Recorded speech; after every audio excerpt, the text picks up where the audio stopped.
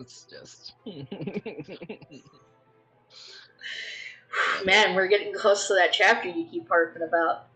I know. Oh no, and this is just like, basically, this is kind of like the chapter where things just really start to just get crazy. It's gonna be ridiculous. Alright, so yeah. So I suppose since you left off on the last one, I get to start us off. Cheers. Isn't that something Jay usually says? What? You know when you ask him. Oh, yeah, he'll say it like that. Like, yes. I miss him. Yeah. Bro. If it wasn't a requirement to social distance, I'd give that boy a hug when I see him. Alrighty. Chapter 7. The Mary Card.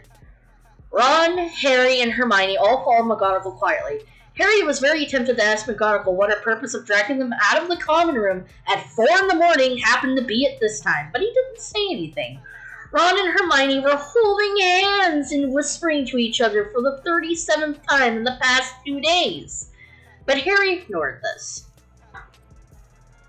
He thought they would maybe be forced into Snape's office for a long session of verbal abuse, but McGonagall walked straight past it without stopping.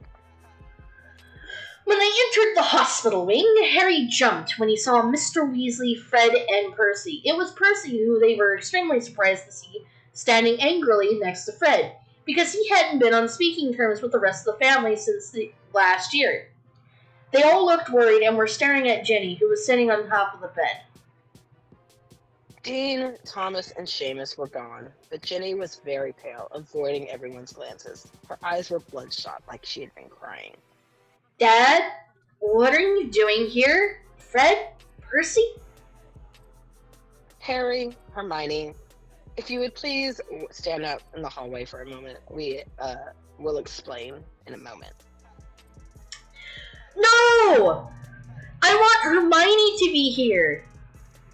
Harry scowled. You know what? Never mind. I'll go. Harry walked through the door and heard a snap shut behind him. He stood outside leaning against the wall, being as silent as possible, hoping to hear something.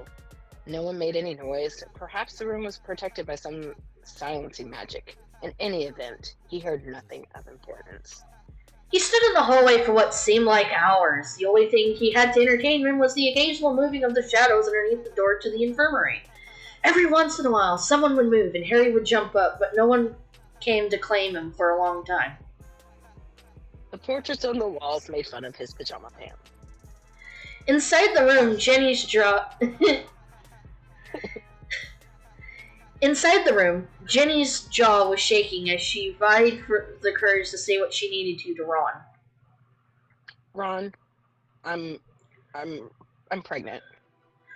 Ron's mouth fell open, and he stared wordlessly at his younger sister. Hermione stared too, just as blankly, also at a loss for words. Hermione, who assumed that she was only in the room to restrain Ron, stood awkwardly. She didn't know what to say.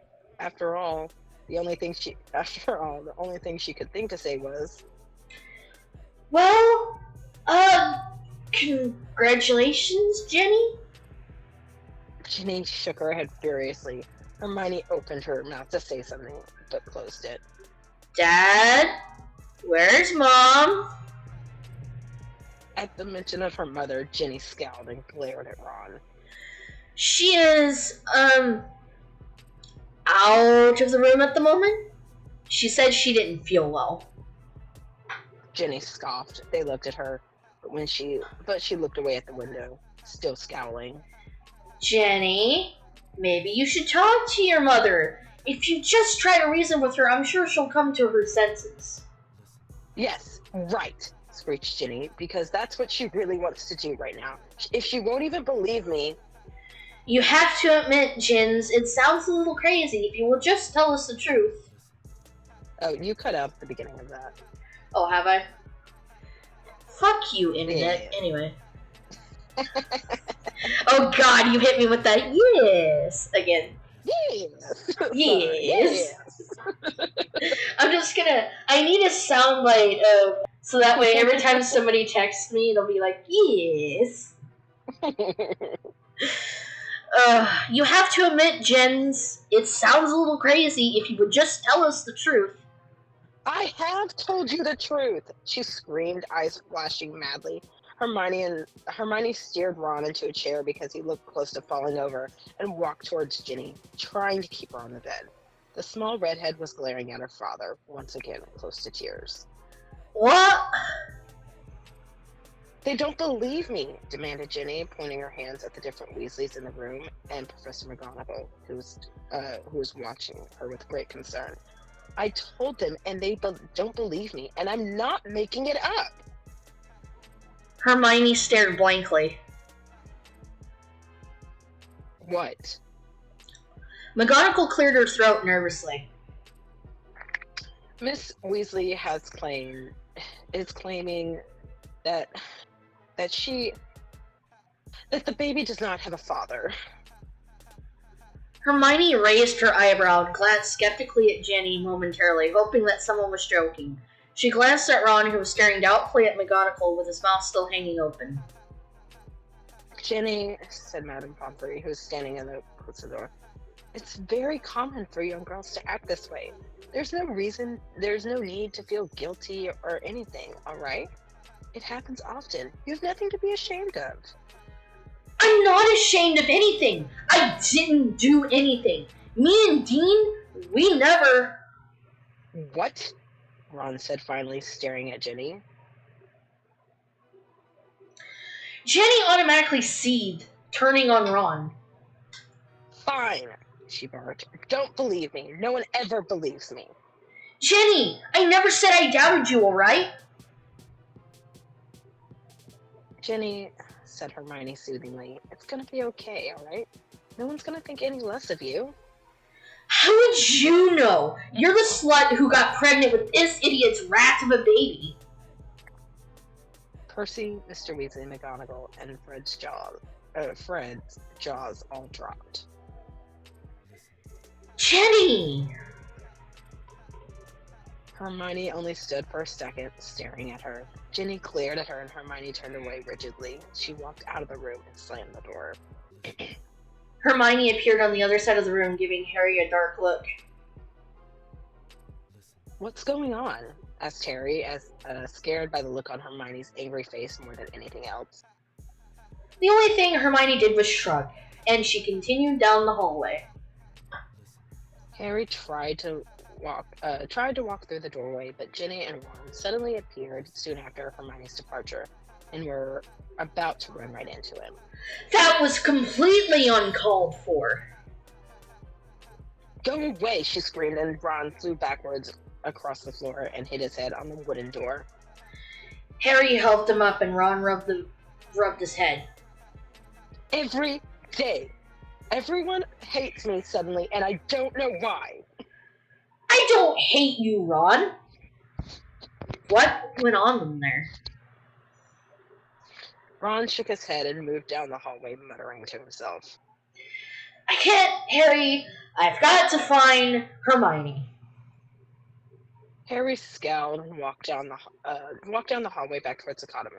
When he entered the dormitory, Harry noticed that Ron and Hermione and Neville were all there, but Dean and Seamus were gone.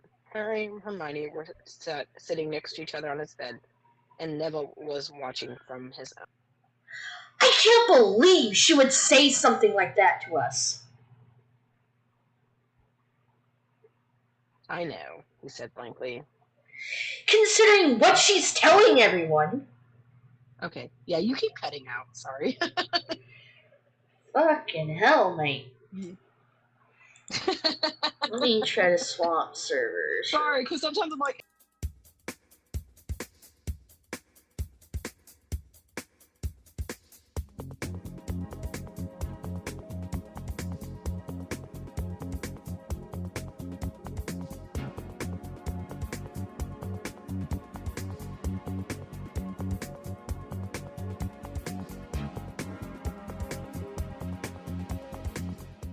If this keeps acting up, do you have a Skype account? I do not have a Skype account. Alrighty. I don't think I have a Skype account. I might. I don't know. Alrighty. So, where am I? I mean,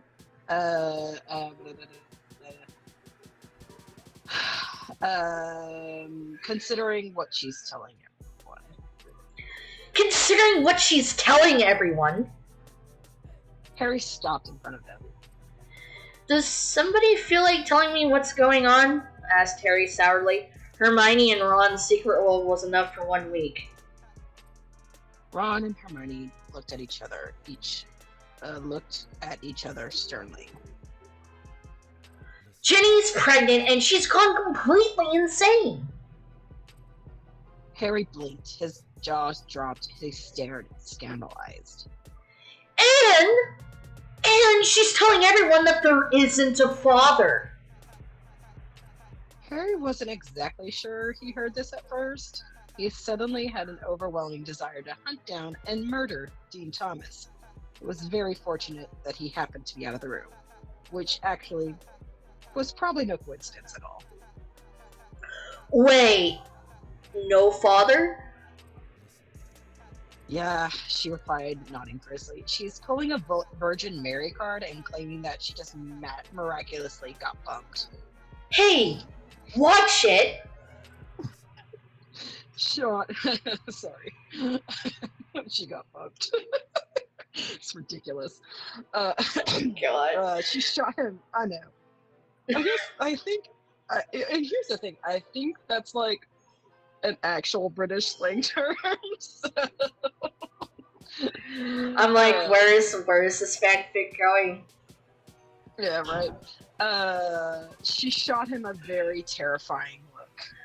Don't stand up for her, Ron. How could you still be standing up for her after what she said about us and our baby? Whoa.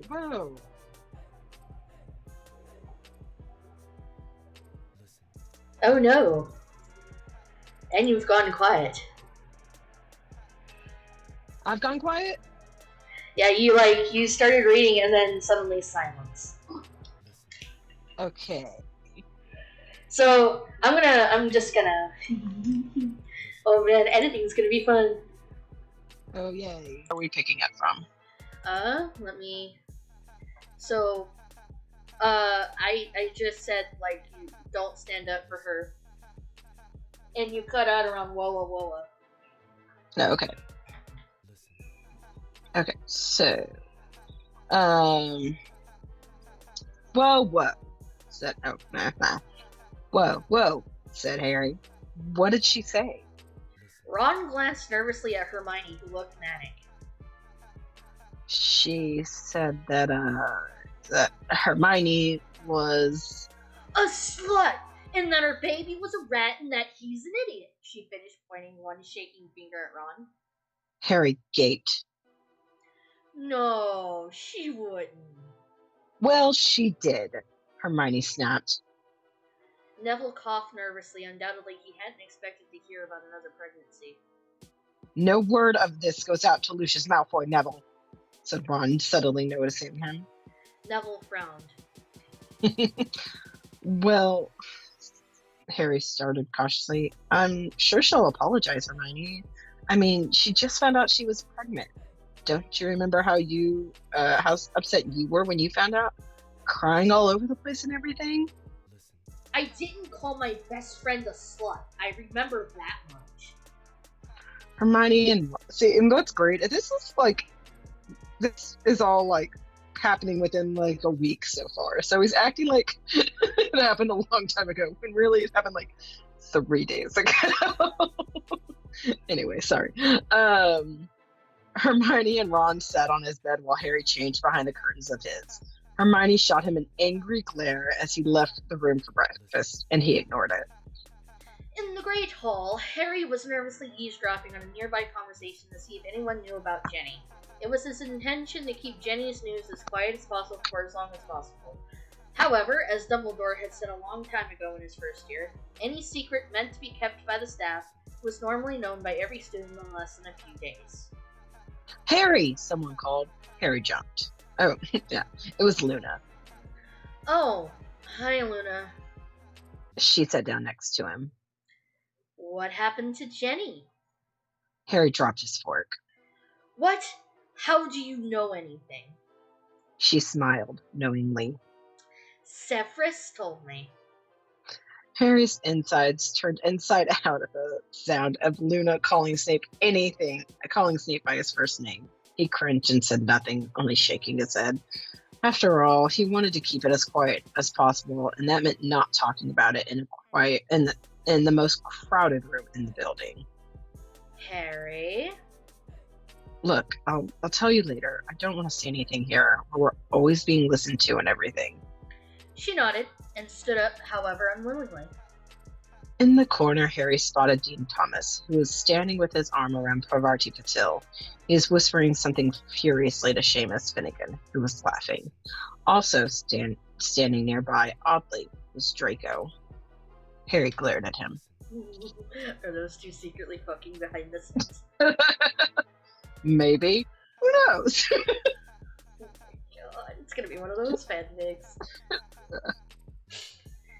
Draco, he noticed, no longer had white, blinding hair, or even purple hair, the color he had attempted to change it a few days before. Instead, it was black. And he had a small, thin girl with pale skin and shadowy dark eyes hanging onto his shoulder. Harry automatically sensed the trouble in this. Draco hated Gryffindors, even ones like Dean and Seamus, who he never really talked to. Ron and Hermione strolled into the Great Hall. They both looked mad, but Ron at least had calmed down a lot. Hermione was still glaring at anything that stepped into her path. Hi, Harry, said Ron, sitting down next to him. Hermione sat on the other side of Ron and didn't look at Harry, but he assumed she was angry with him. When they were finished with breakfast, they had all got up and went outside for a bit before their classes started. Ron glared at Dean when he saw him, still standing next to the dark-haired Draco. Luna followed them outside and leaned up against the tree nonchalantly, obviously waiting for Hermione and Ron to leave. Harry glared at her. Dean's talking to Draco? Since when does that happen? Harry wasn't entirely sure how much Dean knew about the night before. Someone, at least, might have to ask him about it. Lavender Brown crossed the courtyard and walked up to where Dean, Seamus, Parvati, and Draco, and Icicle were all standing underneath a tree.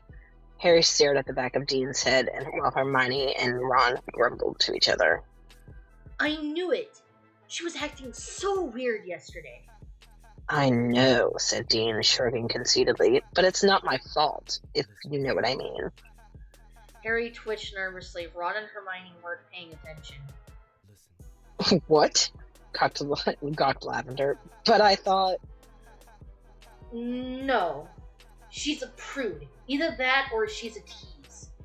Harry's fists clenched. Ron looked up and stared at the back of Dean's head as if he could sense what was coming.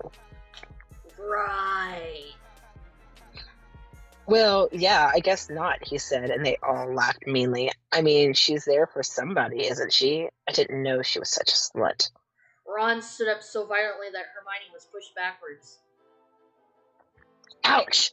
She yelled loudly. Dean, Parvati, Lavender heard, and they all turned. Dean, run! Ron shoved Harry out of the way and flew face first into the ground. Dean saw the look on Ron's face and took off running. Obviously, he hadn't realized that Ron was there. Ron, on the other hand, was busy chasing after him. They were both running faster than Harry had seen anyone run. Luna disappeared through the door and Harry clambered back to his feet. Harry raced after the both of them, screaming, "Ron! No! Don't!" As much as he longed to beat up Dean himself, it wasn't worth being expelled. Harriet was pulling herself off the ground, searching for her wand in her pockets. When she found it, she started running after them. Ginny and Luna burst through the doors, gasping for breath, and spotted Harry, Ron, and Dean disappearing dots, and began running again. Ginny screamed as she ran, "Run! Stop, idiot!" Luna was clutching her side right in the face. A few scared first years jumped out of the way. Hermione, when she was close enough, tried to lift her wand, but it was too much to ask for a good shot. Finally, she gave up on her wand and screamed, "Impedimenta!" louder and stronger than Harry had ever heard before. Not only did Ron stop running mid-air, several of the scared first years, an older Ravenclaw, Harry, Ginny, Luna, and Dean all fell to the ground with angry crashes. Hermione was the only one still able to move. "Sorry about that, Harry," she said, stepping over him loftily. "I only meant to stop Ron, but you know how these things work sometimes." Ginny couldn't move. Her eyes were angry. Hermione lifted Ron off the ground and slapped him. "Ron, you idiot! Do you want to be expelled?" She let him fall back to the ground with a loud thump. Hermione unfroze them all except for Ron, who Luna, Harry, and Ginny all helped carry back to the common room. When they were in a safe distance enough away from Dean, Hermione unfroze him and they had an argument in the common room that ended with them snogging in the corner.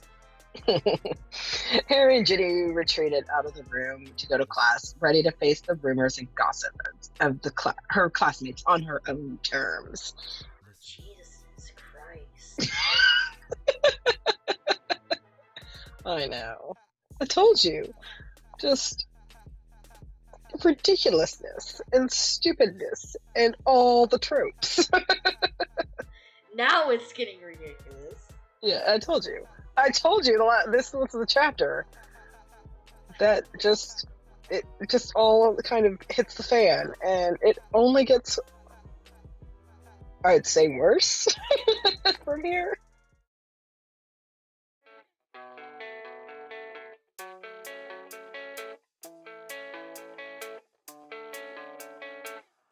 Yeah, I don't believe in destiny. I just do what's best for me. Don't listen to my enemies, they're just full of jealousy.